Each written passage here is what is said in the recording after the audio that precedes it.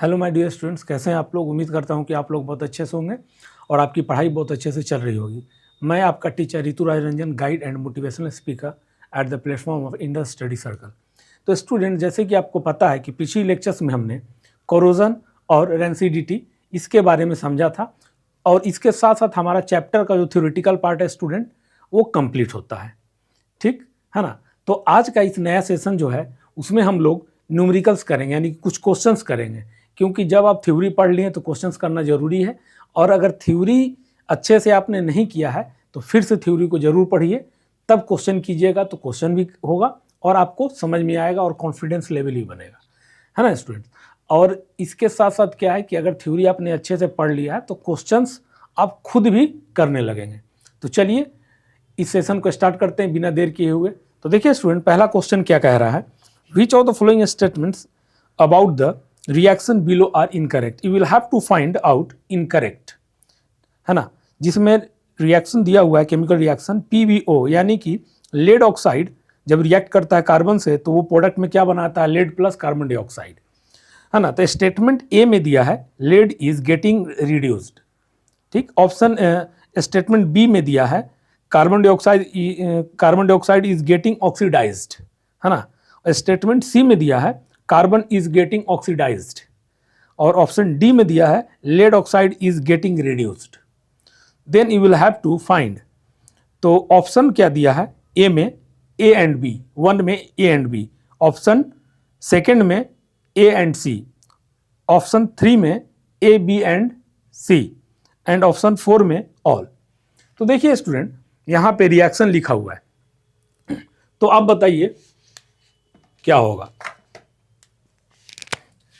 ये PB, Latin name क्या होता है पीबी का, प्लम्बम। प्लम्बम का मतलब क्या हो गया, लेड। लेड ऑक्साइड जब कार्बन से रिएक्ट करता है तो क्या करता है, ये लेड बनता है और कार्बन डाइऑक्साइड फॉर्म होता है।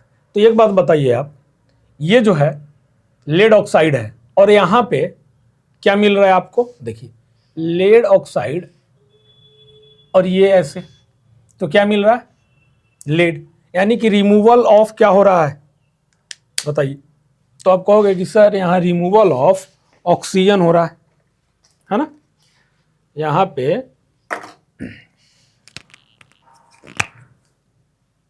पे हो रहा है रिमूवल ऑफ ऑक्सीजन।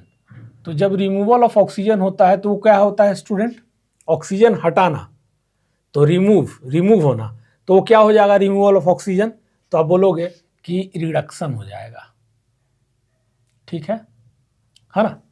अब देखिए कार्बन है यहाँ पे और यहाँ से ये क्या मिल रहा है, कार्बन डाइऑक्साइड बन रहा है। तो यहाँ पे आप कहोगे कि सर एडिशन ऑफ क्या हो रहा है, ऑक्सीजन। तो एडिशन ऑफ ऑक्सीजन क्या होता है student, oxidation. Are you getting my point.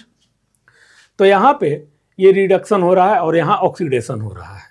तो अब आप पढ़िए, ऑप्शन में इनकरेक्ट खोजना है, तो लेड इज गेटिंग रिड्यूस्ड, तो लेड जो है रिड्यूस हो रहा है, लेड जो है देखिए रिड्यूस हो रहा है, लेड जो है रिड्यूस हो रहा है, रिडक्शन हो रहा है। तो ये स्टेटमेंट क्या हो गया, ये स्टेटमेंट क्या हो जाएगा, तो आप कहोगे सर ये सही है स्टेटमेंट, ठीक। अब आइए, carbon dioxide is getting oxidised, carbon dioxide oxidised हो रहा है। कार्बन डाइऑक्साइड यानी कि ये है कार्बन डाइऑक्साइड ऑक्सीडाइज्ड हो रहा है क्या ऐसा, कार्बन डाइऑक्साइड ऑक्सीडाइज्ड नहीं हो रहा है, कार्बन ऑक्सीडाइज्ड हो रहा है ना। तो ये स्टेटमेंट क्या हो गया, गलत हो गया। अच्छा, पहला क्या था, lead is getting reduced, lead sorry, हम लेड ऑक्साइड बोल दिए थे, लेड इज गेटिंग रिड्यूस्ड। तो लेड जो है वो रिड्यूस हो रहा है क्या, नहीं, लेड ऑक्साइड रिड्यूस होके लेड बन रहा है ना। तो ऑप्शन ए जो है गलत हो गया। ऑप्शन बी जो है आपका carbon dioxide is getting oxidised, नहीं, ये भी गलत हो गया। ऑप्शन सी पे आइए, carbon is getting oxidised, carbon is getting oxidised. देखिए कार्बन ऑक्सीडाइज्ड हो रहा है तब तो कार्बन डाइऑक्साइड बना रहा है, तो ये तो सही हो गया, तो ऑप्शन सी सही हो गया।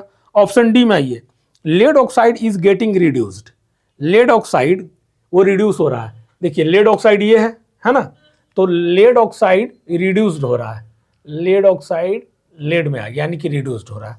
तो ये क्या हो गया स्टूडेंट, सही हो गया। तो ऑप्शन सी और डी तो सही है, लेकिन हमें फाइंड आउट क्या करना है, इनकरेक्ट। तो ऑप्शन ए और बी, तो इसके अनुसार आंसर क्या होगा, आंसर में इनकरेक्ट खोजना है। तो हो जाएगा आपका 1 2 ए एंड बी।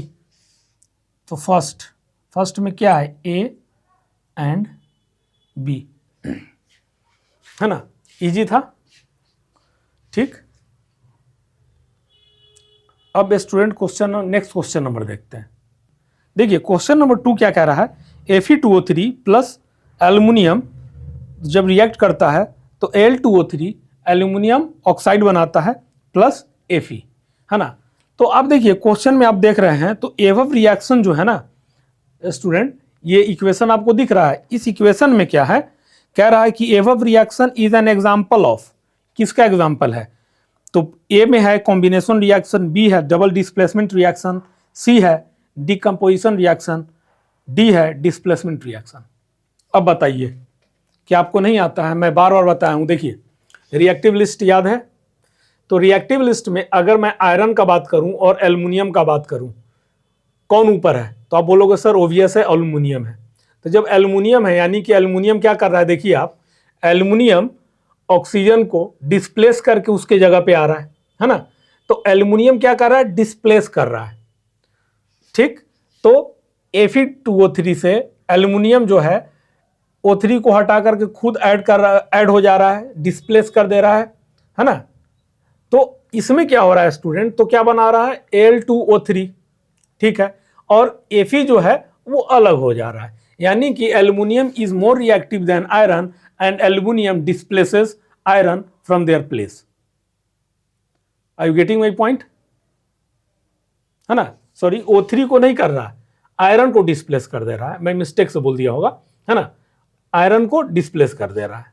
क्यों, क्योंकि aluminium is more reactive than iron. तो यहां पे आप क्या करोगे, अब ये वाला यहां पे आ जा रहा है ना, Al2O3, और आयरन को एल्युमिनियम अलग कर दे रहा है। तो यहां पे स्टूडेंट क्या आ रहा है, डिस्प्लेसमेंट रिएक्शन, डिस्प्लेसमेंट रिएक्शन हो रहा है ना। अब थोड़ा सा इसको बैलेंस कर लेते हैं। देखिए एल्युमिनियम 2 है, Al2O3 है तो एल्युमिनियम 2 है, तो यहाँ 2 कर दीजिए, और आयरन 2 है तो आयरन 2 कर दीजिए। यहाँ ऑक्सीजन देखिए 3 है, यहाँ भी 3 है, तो बैलेंस हो गया, है ना। तो डिस्प्लेसमेंट रिएक्शन है, इसमें कुछ करना था नहीं, कॉम्बिनेशन हो नहीं सकता, डबल डिस्प्लेसमेंट हो नहीं सकता, क्योंकि आयरन अलग हो गया, आयरन किसी के साथ जुड़ा नहीं, तो डबल डिस्प्लेसमेंट हो नहीं सकता। और डिकम्पोजिशन रिएक्शन नहीं होता है, जैसे CaCO3 होता है, वो डिकम्पोज करके CaO quick lime plus carbon dioxide बनाता है, तो ऐसा तो है नहीं, तो डिस्प्लेसमेंट रिएक्शन होगा। चलिए स्टूडेंट, अब नेक्स्ट क्वेश्चन देखते हैं। क्वेश्चन नंबर 3 क्या कह रहा है, what happens when dilute hydrochloric acid is added to iron filings, trick the correct answer. Option A कह रहा है hydrogen gas and iron chloride are produced, option B है chlorine gas and iron hydroxide are produced, option C है no reaction takes place, and option D है iron salt and water are produced. तो student question में जब आप पढ़े तो क्या समझ में आ रहा है कि एक रिएक्शन है सर, सिंपल सा, what happens when dilute hydrochloric acid and iron filing. देखिए hydrochloric acid HCl plus iron filing, तो क्या बना सकता है, आप बताइए क्या बनाएगा। तो आप कहोगे कि सर हाइड्रोजन से आयरन जो है, in reactive list iron is more reactive than hydrogen, तो आयरन कहीं ना कहीं डिस्प्लेस कर देगा हाइड्रोजन को उसके जगह से, और क्या बना देगा, तो आप बोलोगे सर FeCl2 बना देगा, अब प्लस में H2, हाइड्रोजन गैस अलग हो जाएगा। तो FeCl2, अब थोड़ा सा इसको स्टूडेंट बैलेंस कर लो, क्या कर लो, बैलेंस। तो कैसे, क्लोरीन 2 है तो 2 यहाँ पे, है ना, सिर्फ 2 हाइड्रोजन 2 हाइड्रोजन 2 क्लोरीन 2 क्लोरीन, एक आयरन एक आयरन, ठीक है।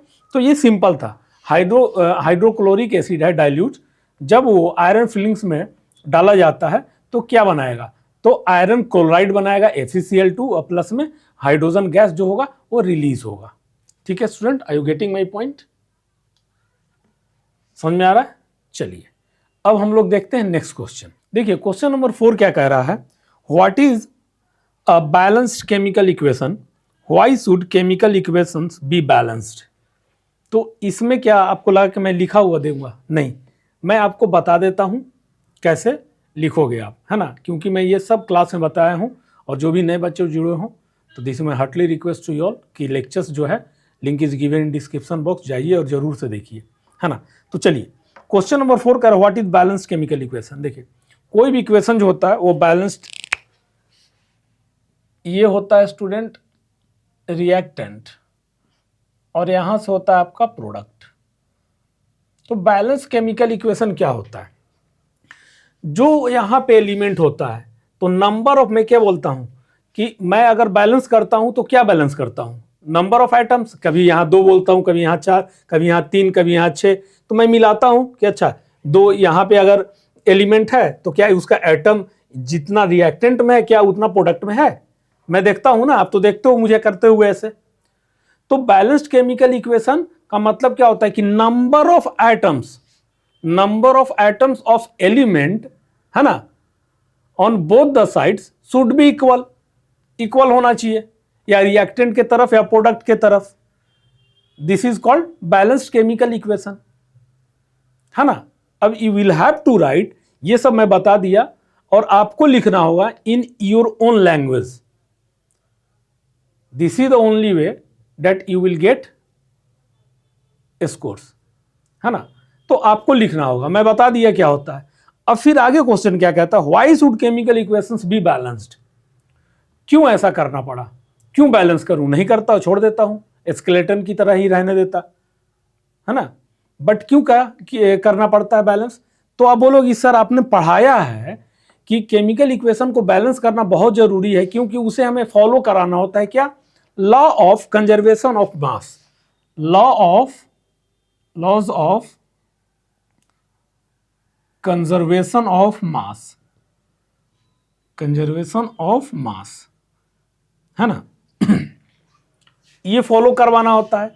तो क्या करता हूं कि नंबर ऑफ एटम, है ना, ऑफ एन एलिमेंट जो रिएक्टेंट के साइड में है ना, total number of atom of an element should be equal to the total number of atoms of an element in product side. जो भी, है ना, laws of conservation of mass क्या कहता है कि energy cannot be created nor be destroyed, है ना, केवल ट्रांसफॉर्म किया जा सकता है। Law of conservation of mass तो ही है ना। तो number of element, number of atoms of an element, total number जो रिएक्टेंट में होता है उतना बराबर होना चाहिए प्रोडक्ट में भी, है ना। अगर यहां हाइड्रोजन 2 है, एटम है ना, हाइड्रोजन का 2 एटम है रिएक्टेंट में, तो प्रोडक्ट में भी हाइड्रोजन का 2 ही एटम होना चाहिए, then it will follow the law of conservation of mass, है ना। तो these are the reasons we have, okay students. तो ये सारी चीजों को you will have to write your own language, in your own language, ठीक है। अब चलिए क्वेश्चन नंबर 5, 6, 7 और 8 हमने लेक्चर्स के ड्यूरेशन में ही करवा दिया था उसको, क्योंकि जरूरी था समझना, तो उसमें हमने करवा दिया आपको। तो जो भी बच्चे हैं नए वो जरूर से देख लें जा करके, लिंक जो है डिस्क्रिप्शन बॉक्स में दिया हुआ है, तभी समझ में आएगा आपको। अब क्वेश्चन नंबर जो है, अब उससे आगे हम लोग देखेंगे। तो क्वेश्चन नंबर 9 क्या कर रहा है, what does one mean by exothermic and endothermic reaction, give examples. सब कराया हुआ अच्छे से, है ना, एक एक चीज कराया हुआ अच्छे से, फिर भी मैं आपको बता देता हूं how you will have to approach. तो देखिए एक्सोथर्मिक रिएक्शन क्या होता है, those reaction in which energy is released, या हीट जो है वो भी एनर्जी का फॉर्म है, इज रिलीज्ड, है ना, एक्सोथर्मिक इन नेचर होता है वो। इंडोथर्मिक क्या होता है, those reaction in which heat is absorbed, heat absorb किया जाता है, this is known as endothermic reaction. तो अब एग्जांपल दे दो आप एक्सोथर्मिक रिएक्शन का, देखो स्टूडेंट, एक्सोथर्मिक रिएक्शन क्या होगा, तो रेस्पायरेशन जो है एक बढ़िया सा एकदम बेस्ट एग्जांपल होता है एक्सोथर्मिक रिएक्शन का। उसको कैसे आप लिखोगे, देखो केमिकल फॉर्मूला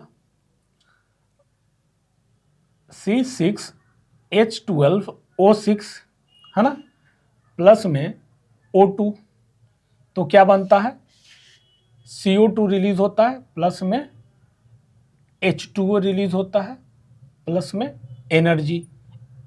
यानी कि जो भी स्टूडेंट आप खाते हो है ना, ग्लूकोज के फॉर्म में ग्लूकोज फॉर्म होता है और फिर वो ब्रेक डाउन होता है, फिर लास्ट में ब्लड से मिलता है। फिर हम लोग क्या करते हैं, ऑक्सीजन इनटेक करते हैं, कार्बन डाइऑक्साइड छोड़ते हैं, तो वी गेट एनर्जी। तो ये सारी प्रोसेस जो है रेस्पिरेशन में होता है, तो कार्बन डाइऑक्साइड रिलीज होता है ना बाहर की ओर, वाटर जो हमारे शरीर में कंटेंट, और we get some energy to do work, है ना। C6H12O6 plus O2। अब इसको आप चाहो तो बैलेंस कर सकते हो, ऑक्सीजन 6 है ना, तो ये हो जाएगा आपको 6O2 6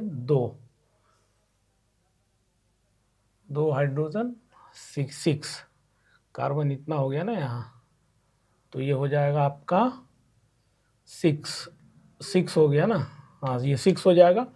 तो 6 दूनी के 12, 6 दूनी के 12 ऑक्सीजन, 6 ऑक्सीजन और 12 तो हाइड्रोजन है, तो 6O2 6 ऑक्सीजन 12 हाइड्रोजन और 6 कार्बन। देखिए बैलेंस हो गया होगा, 6 कार्बन है, 6 कार्बन हो गया है ना, 12 हाइड्रोजन, देखिए 12 हाइड्रोजन और 6 ऑक्सीजन और फिर यहाँ वाला जो है देखिए 6 दूनी के 12 ऑक्सीजन, 6 दूनी के 12 ऑक्सीजन, यानी कि ऐसे भी आप 18 काउंट कर लो, ऐसे भी 18 हो जाएगा।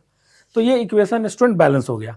तो ये हो गया आपको एक्सोथर्मिक का रिएक्शन, एक्सोथर्मिक रिएक्शन का एक एग्जाम्पल। अब इंडोथर्मिक क्या होता है, जिसमें हीट एब्जॉर्ब्ड होता है, इंडोथर्मिक रिएक्शन मैं बार बार बताया हूँ आपको बहुत अच्छे से, है ना। तो जो भी नए बच्चे जुड़े हैं दिस में हार्टली रिक्वेस्ट कि जाइए, link is given in description box. एक एक चीज समझिए, एक्सो मतलब बाहर की ओर, थर्मिक मतलब रिलेटेड टू हीट, है ना, इंडो मतलब इन, थर्मल मतलब रिलेटेड टू हीट, तो अंदर की ओर जिसे है ना हीट देना पड़े और जो हीट बाहर की ओर रिलीज हो। तो ये सारी चीजें बताई गई हैं, जरूर से देखिए, मजा आएगा आपको। अब एग्जाम्पल इसमें क्या हो जाएगा, बहुत सारा एग्जाम्पल है। तो देखिए स्टूडेंट, इसका सबसे बढ़िया एग्जाम्पल मैं आपको देता हूँ, ये हो जाएगा कैल्शियम कार्बोनेट, जिसको हम लोग क्या बोलते हैं, पहले रुक जाओ, कैल्शियम कार्बोनेट ब्रेकडाउन होगा तो क्या बनाएगा, CaO है ना प्लस CO2, यही होता है। देखिए ये एक डिकम्पोजिशन का भी एग्जाम्पल है। तो ये कैल्शियम कार्बोनेट है स्टूडेंट, इसको हम बोलते हैं लाइमस्टोन, है ना। तो क्या ऐसे ही बन जाता है, तो आप बोलोगे नहीं सर, इसमें heat we have to provide, हमें हीट देना पड़ेगा तभी तो ये ब्रेक डाउन होगा, है ना, हीट देना पड़ेगा। ये क्या हो गया आपका क्विक लाइम में ब्रेक डाउन, क्विक लाइम, और ये कार्बन डाइऑक्साइड, है ना। तो इसीलिए कहा जाता है कि all decomposition reaction is endothermic reaction, this is the reason. ये डिकम्पोजिशन रिएक्शन का भी एग्जांपल है ना, क्योंकि ये बड़ा था, अलग से हीट दिए तो इंडोथर्मिक का एग्जांपल हो गया, और ये ब्रेक डाउन हो गया स्मॉलर में, है ना, कैल्शियम ऑक्साइड जिसको हम क्विक लाइम बोलते हैं, फिर कार्बन डाइऑक्साइड। ठीक है स्टूडेंट्स, तो ये क्या हो गया, चीजें क्लियर हो गई आपका। तो एक एक चीज क्वेश्चन से बताया हुआ है। क्वेश्चन नंबर 11 भी 10 में क्या है, रेस्पिरेशन कंसीडर्ड एज एन एक्सो, देखिए एक्सोथर्मिक रिएक्शन में एक्सप्लेन कीजिए, ये एग्जांपल देना है, क्या क्या रिएक्टेंट है, क्या प्रोडक्ट बनेगा, फिर बैलेंस करना है।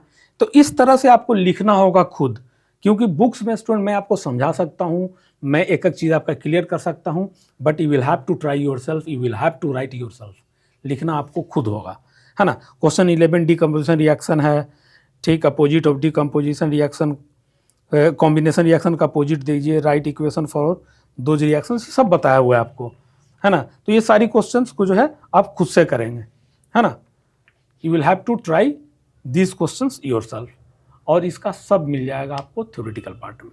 तो स्टूडेंट मैं उम्मीद करता हूँ कि आप लोग जरूर करेंगे, और जहाँ अगर आपको परेशानी होगी आई विल हेल्प यू, है ना, कमेंट करेंगे, बताऊंगा मैं। तो जो भी स्टूडेंट, अब हमारा जो नेक्स्ट लेक्चर होगा एक नया टॉपिक, एक जो हमारा नया सेशन होगा नया टॉपिक के साथ होगा। तो ठीक है स्टूडेंट्स, रिवीजन करते रहिए, क्वेश्चंस करते रहिए, फिर मिलते हैं नेक्स्ट लेक्चर में, तब तक के लिए जय हिंद।